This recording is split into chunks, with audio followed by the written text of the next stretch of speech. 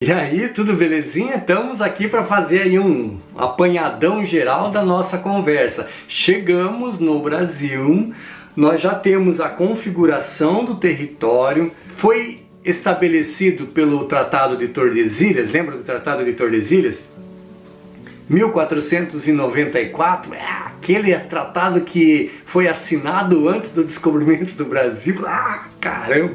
Mas enfim, é outra conversa, abafa o caso, vamos discutir isso agora.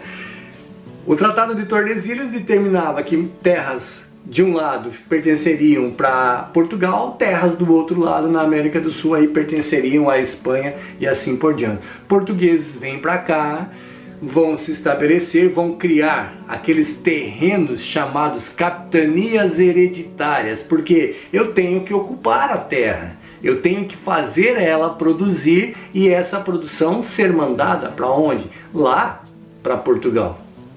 Então o Brasil começa a sua primeira divisão territorial, Tratado de Tordesilhas. Posterior a isso, nós vamos dividir o Brasil em fatias, as chamadas aí capitanias hereditárias. Quem vai herdar, quem vai ganhar essas capitanias? O chegadão do rei, o cara que jogava um baralho com o rei lá, tomava uma cerveja com o rei, vai lá trabalhar para mim lá, eu te dou uma...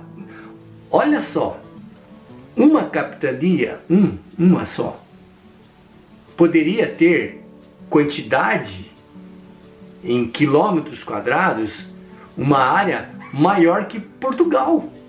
Cara, era muita terra. Saía da região leste, litorânea, e até o interior do Brasil. Uma faixa territorial, áreas maiores que Portugal. E aí, alguns donatários sequer vão pisar no Brasil. Cara, é óbvio que não ia dar certo, não tinha como as capitanias hereditárias darem certo. Teve duas, sim, lá no Nordeste, Pernambuco, e aqui na região sul, próximo aqui, São Paulo, Paranaguá, essa região aqui, capitania de São Vicente. Então no Nordeste, capitania de Pernambuco, na região ao sul, capitania de São Vicente. Duas, e todas elas que acabaram prosperando de alguma forma. Por que não irão dar certo as capitanias hereditárias? Porque aqui já tinha gente morando, meu. O nativo que estava aqui, o chamado índio, ele era dono dessas terras. E se você é proprietário, teu pai é dono do teu terreno, o cara vinha entrar ali, você vai defender, meu, você vai brigar, é meu e pronto, tô aqui faz muito tempo e acabou. Então, num primeiro momento, esse índio vai ser um cara gente boa, vai ajudar ali o português e tal, vai ajudar o espanhol, o holandês, sei lá quem é que estava no contato com esse índio, mas nós temos que ter noção de que ele não é bobo. Muito pelo contrário, os nossos índios eram muito, mas muito inteligentes. E os que ainda restam são de uma cultura excepcional, maravilhosa. Já comentei sobre isso. Nós temos muito mais de índio na nossa veia e na nossa cultura do que europeu. Nós usamos de rituais que são indígenas. Fazer festa, assar carne, tomar uma bebida durante uma festividade, isso é índio.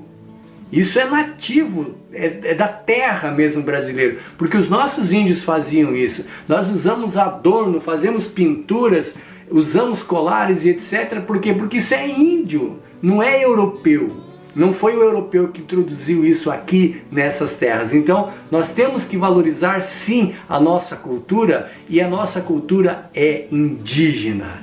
Pare para pensar, reflita e você vai ver. Podemos ter alguns costumes que vieram dos alemães, dos poloneses, dos ucranianos, dos japoneses. Sim, nós vamos absorver parte dessa cultura, mas o que corre no nosso sangue cultural é índio. E nós não conseguimos nos livrar disso. E sotaques. Por que é que nós falamos diferentes em várias regiões do Brasil? Porque é a herança nativa que herdamos. Não vai dar certo as capitanias hereditárias? Não irão dar certo as capitanias hereditárias? Não, porque o índio vai ser resistente. Ele vai fazer a parte dele. Ele vai destruir as ocupações portuguesas, Claro que vai ter na história, o espanhol vinha, negociava com o índio para o índio detonar os portugueses. Os franceses chegavam, negociavam, trocavam com o índio ali facão, anzol e etc. para ele destruir as organizações portuguesas. Sim, vai ter de tudo. Então, projeto Capitanias Hereditárias não vai funcionar também. E aí o que acontece com o Brasil depois? Passado algum tempo, isso ainda já estamos virando de século para frente já, os portugueses vão construir uma vila, nós vamos chamar isso de colônia, no lado espanhol. Então pensa, eu tenho a linha divisória do Tratado de Tordesilhas, aqui portugueses, aqui espanhóis. O que é que os portugueses vão fazer? Eles irão passar para esse lado, lá na saída do Rio da Prata, onde escoava-se a produção, tanto a extração da prata mesmo, como qualquer outra produção em maior escala, saía pelo Rio da Prata, só que o Rio da Prata, ou seja, a foz do Rio da Prata, é do lado espanhol. Os portugueses vão construir uma vila, nós chamamos isso de colônia, a chamada Colônia de Sacramento, aqui desse lado.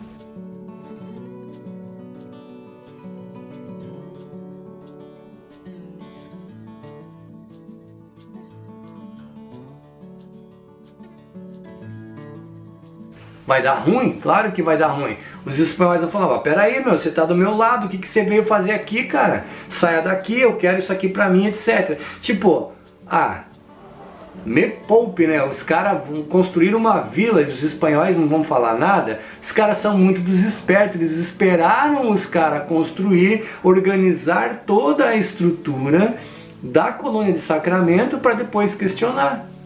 Não são besta, né? Tá tudo prontinho, agora a gente vai lá reclamar. Porque, claro, tecnicamente falando, os caras estão do lado errado. E aí vai dar ruim. E aí negocia, vai para uma corte internacional e aí vai ter que ser feito um novo acordo, um outro tratado, que aí será chamado de Tratado de Madrid. O Tratado de Madrid, ele vai ser posterior ao Tratado de Tordesilhas e ele vai trazer uma cláusula bem interessante chamada Uti Possidetis. A Uti Possidetis quer dizer quem tem a posse, ou seja, tecnicamente falando chegou primeiro, você é dono dessa terra. Então, com o Tratado de Madrid, a coisa aqui vai ser outra, é outra pegada, é outra lógica. Por quê?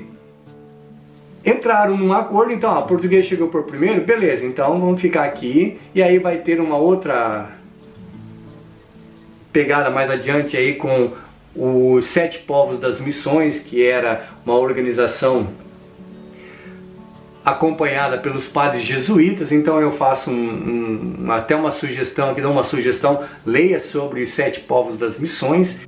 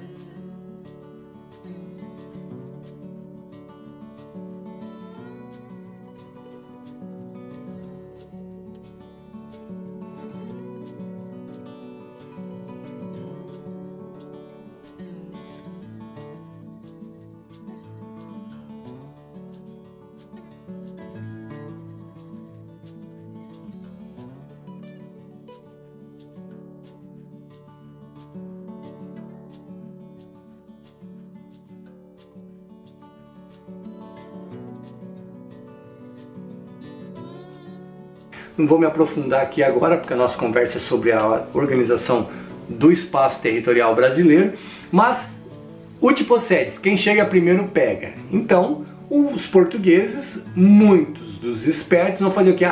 Quem chegar primeiro pega? Então a gente vai fazer o seguinte, a gente vai mandar lá para o Brasil portugueses. Se chegar por primeiro pega, então a gente vai construir um outro território brasileiro. E aí a figura do desenho mapa do Brasil que era... O mapa do Brasil aqui, ó, que era só desse lado aqui, passa a ter esse outro contorno aqui. Os portugueses vão adentrar a porção oeste e vão, região do Amazonas ali, e vão tomar conta.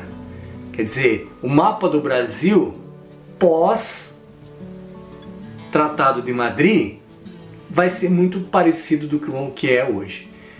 Tratado de Tordesilhas era meio Brasil, Tratado de Madrid agora é um Brasil quase inteiro.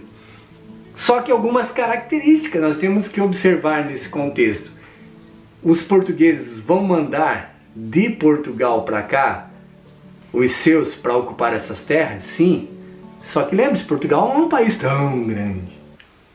E o que é que eles vão pegar? Aquilo que está incomodando lá. A pena máxima lá foi determinado, o camarada vai dizer, prisão perpétua. Eu vou trocar essa pena por ocupação no Brasil. O que você acha? O cara está preso. O cara fala assim, você quer ser livre? O cara fala, claro que eu quero. Mas lá no Brasil, o cara fala, fechou, velho. Mandam pra cá aquilo que estava entupindo as cadeias lá de Portugal. Bora pro Brasil, bora pro Brasil, bora pro Brasil. E aí nós vamos ter o Brasil. Isso é Brasil, então você tem que ter noção disso. Estamos falando da construção geográfica do espaço territorial brasileiro. Se dá um novo contorno a partir do Tratado de Madrid e as pessoas que vêm em larga escala depois desse acordo, porque tem aí o uti possedis, quem chega primeiro, quem tem a posse, vem para cá. Ladrão, sequestrador, estuprador, aquela coisa, né? Larga lá no Brasil, porque não importa o que o camarada é, ele fala português. Se fala português, chegar por primeiro, então a gente vai estabelecer os nossos limites. É isso. Tranquilo? Então, resumidamente, fechamos o quadro de organização do espaço territorial brasileiro. Chegamos no Brasil. Entramos no Brasil, conhecemos culturalmente como que se formou esse território. Tranquilo? Nos vemos então na nossa próxima aula. Lembrando, clica no sininho aqui para você não perder a próxima aula. Já se inscreve no canal também, porque daí facilita toda a sua vida. Joia? Grande abraço!